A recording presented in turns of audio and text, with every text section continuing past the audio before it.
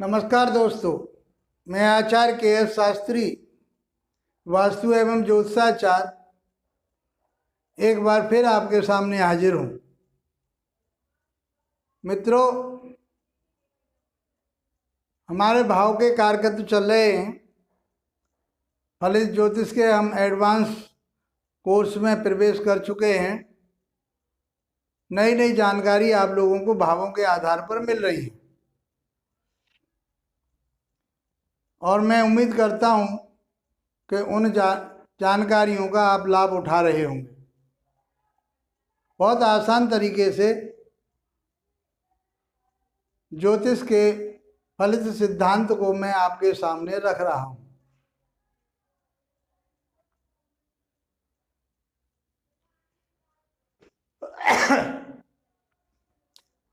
आज हमारे अध्याय 71 में 71 में देखेंगे तो नवम भाव की चर्चा होगी। अष्टम भाव तक हम आप लोगों को बता चुके हैं। अब चर्चा नवम भाव की है आज। तो नौवें भाव से हम क्या क्या देखते हैं, नौवें घर से हम क्या क्या चीजें देखेंगे।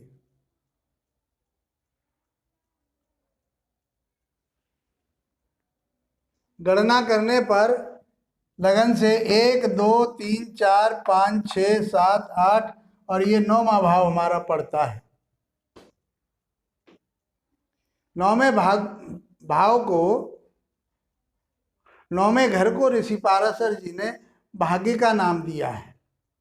ये हमारे व्यक्ति का भाग्य बताता है कि व्यक्ति का भाग्य कब उदय होगा, कितने वर्ष में उदय होगा, वो भाग्यशाली है दुर्भाग्यशाली है। वो सारी चर्चा हम कहाँ से करेंगे? नौवें भाव से करेंगे। आइए मित्रों, चलते हैं नवम भाव में। नंबर 1 पर हमने बताया इसको भाग्य भाव कहते हैं और भाग्य से हम भाग्य में, जीवन में, भाग्य में सारी चीजें भाग्य में ही होती हैं।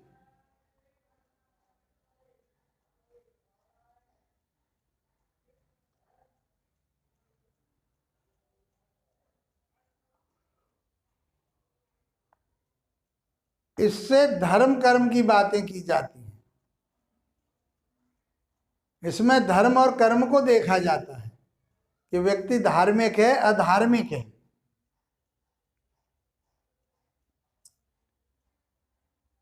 भाई की पत्नी का भी विचार यहीं से किया जाता है,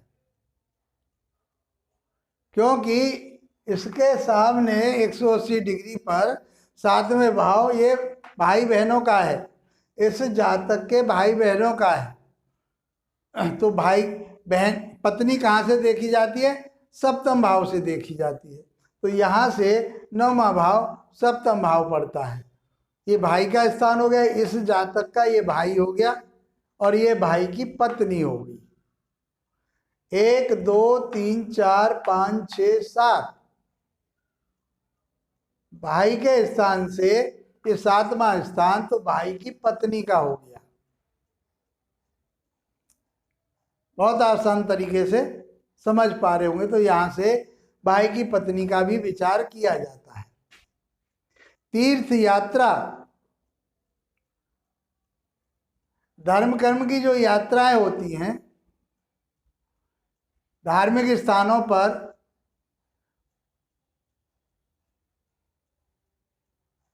लोगों को ले जाना, दर्शन कराना या स्वयं वहां जाकर के दर्शन करने जाना, ये तीर्थ यात्रा 9वें भाव से ही देखते हैं।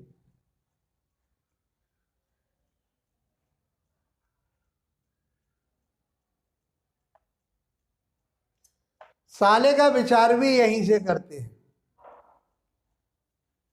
देखिए, यहां से देखा तो ये पत्नी हो गई भाई की, लेकिन कहा बताया है कि यहाँ साले का भी विचार किया जाता है। अब साले का विचार यहां से क्यों किया जाता है,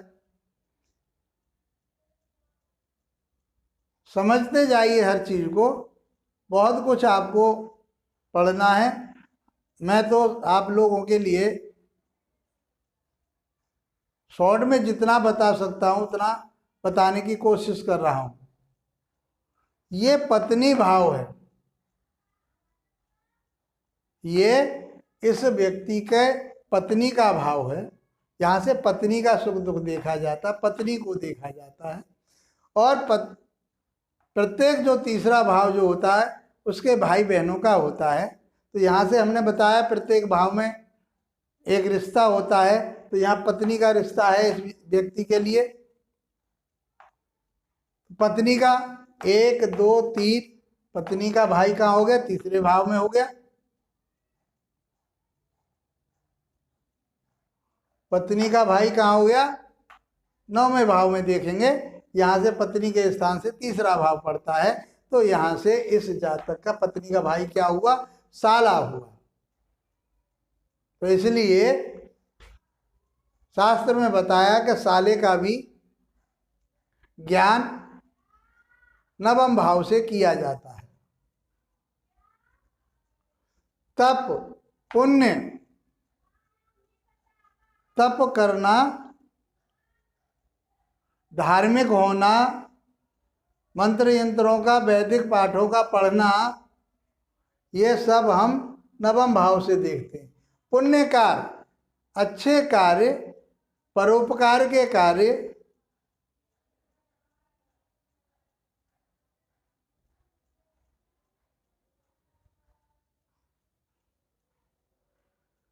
वो सब हम नवे भाव से ही देखते हैं। गुरु आचार्य, गुरु आचार्य नवम भाव से देखते हैं। वो उच्च शिक्षा प्राप्त करके क्या गुरु बनेंगे, अध्यापक बनेंगे,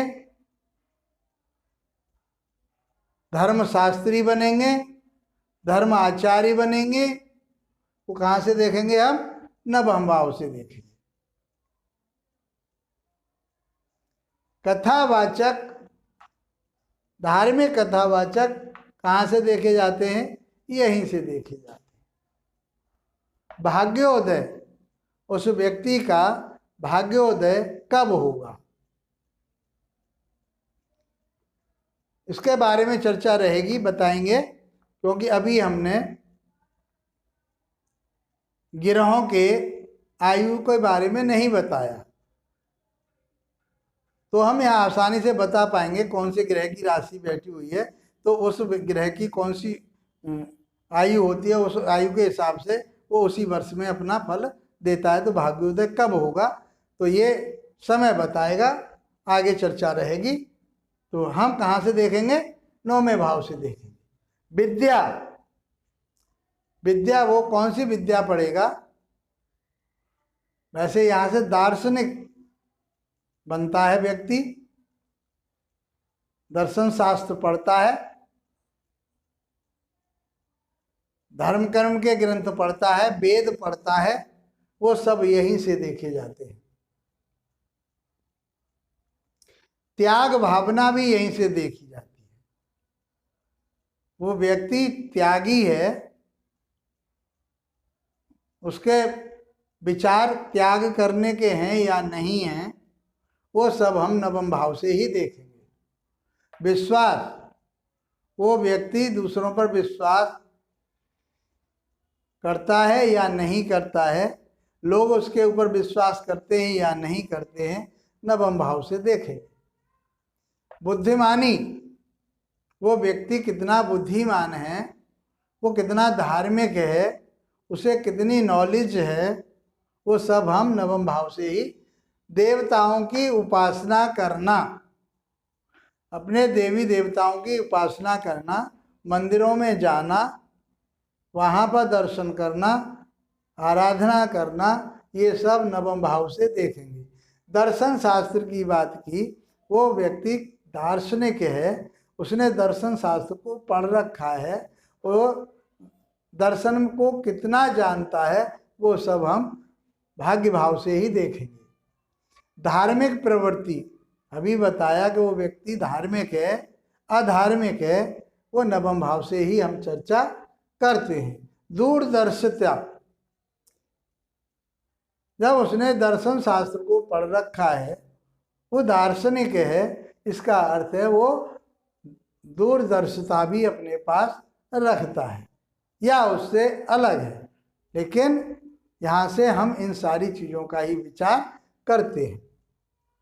बलिदान, बलिदान त्याग कर देना, किसी चीज को बलिदान कर देना, दे देना, त्याग कर देना, यहीं से देखते हैं। दानशीलता, दान में दे देना, उस व्यक्ति की भावना कैसी है, लोगों के प्रति उसकी आस्था किस प्रकार की है, कि क्या वो गरीब लोगों के लिए दान करता है या वो धार्मिक मंदिर में नल लगाने में, कुआं बनवाने में, अच्छे कर्म में वो दान देता है। तो हम कहाँ से विचार करेंगे? नवमें भाव से ही विचार करेंगे। नवम भाव इसकी आज्ञा देता है। उच्च शिक्षा का भी भाव यही है। यहाँ से उच्च शिक्षा और फिर और आगे चल करके जो पीएचडी और उसकी तरफ जाएंगे। वैसे उसमें पीएचडी हमारी अष्टम भाव में आ जाती है, जो रिसर्च कहते हैं। किसी भी चीज़ की रिसर्च करना, गूढ़ ज्ञान प्राप्त करना अष्टम भाव से देखा जाता है। लेकिन भाग्य भाव भी हमारा उस व्यक्ति के उच्च शिक्षा के बारे में ज्ञान देता है। आध्यात्मिक झुकाव, उस व्यक्ति का आध्यात्मिक कितना झुकाव है, वो कितनी आस्था अपने धर्म के प्रति रखता है, ये सब चीज़ें हम इसी से। तीर्थ यात्रा, अभी बताया, तीर्थों पर जाना, लोगों को साथ ले जाना, ट्रेवल करवाना, दर्शन करवा के लाना, वो सब हम नवे भाव से ही देखते हैं। कुआं, नल, मंदिर में दान करना, उन पर जाना या लगवाना, नल लगवाना, कुआं खुदवाना। अब कुआं तो रहे नहीं इस समय, ये पुरानी बात, वैदिक शास्त्रों की बात चल रही है, ये वेद ही पढ़ रहे हैं हम। तो उस समय इनको धर्म कर्म माना जाता था। जंगलों में कुआं खुदवा देते थे लोग बागों के लिए पानी पीने के लिए। नल के बाद में फिर नलों का आविष्कार हुआ तो नल लगवाने शुरू कर दिए लोगों ने। तो ये प्याऊ लगाई जाती थी, धर्मशालाएं बनाई जाती थी, ये सब धर्म के कार्य माने जाते थे।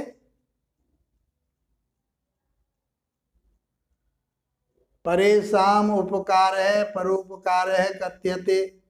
दूसरों का उपकार करना ही, दूसरों की सेवा करना ही परोपकार माना जाता था। तो वो कहाँ से देखते हैं? वो नवम भाव से ही देखते हैं।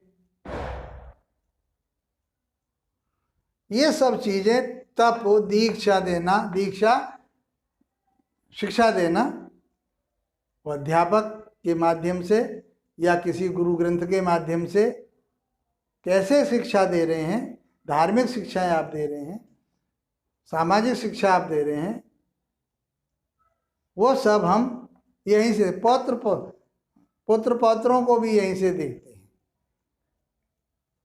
पौत्रों की भी गणना यहीं से करते हैं। मित्रों, बहुत आसान तरीके से मैंने आपके सामने इस ज्योतिष ज्ञान को रखा। आशा करता हूँ आपको पसंद आया होगा और इसका लाभ उठा रहे होंगे। इसी के साथ आप लोगों का धन्यवाद। नमस्कार।